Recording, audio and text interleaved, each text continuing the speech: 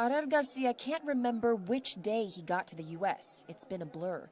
U.S. authorities gave him an ankle bracelet, and he's trying to get to a relative in Kansas, all to escape the dire economy and violence in Guatemala. I worked on the fields, growing coffee plants.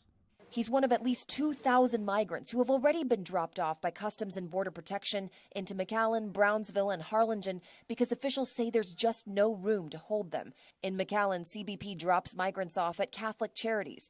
If their U.S. relatives can buy them a bus ticket, they are then taken to the central bus station.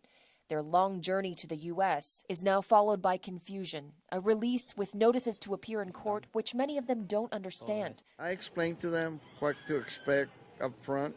I tell them, immigration is going to ask you, where are you going? Luis Guerrero is a volunteer who's seen and heard all their stories, including that of a 4-year-old girl whose family was robbed by men with machetes.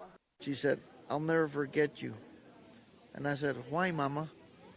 She said, because you were the first one to tell us, welcome to the United States. That really hit me. He helps all of them onto their next destinations. In McAllen, Texas, I'm Natasha Chen reporting. Cutting off aid and issuing a new threat. President Trump has instructed the U.S. State Department to cut off foreign aid to 3 Central American countries, El Salvador, Guatemala, and Honduras. We have right now 2 big caravans coming up from Guatemala. Massive caravans walking right through Mexico. Saturday's move comes one day after President Trump said the 3 countries had set up migrant caravans to enter the U.S.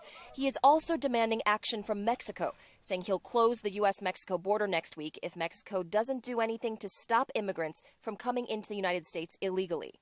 Mexico's tough. They can stop them. And if they don't stop them, we're closing the border. They'll close it. And we'll keep it closed for a long time. I'm not playing games. The president insists the U.S. has run out of detention space for undocumented immigrants. His comments come at a time when Homeland Security and border officials have said their resources have been stretched thin.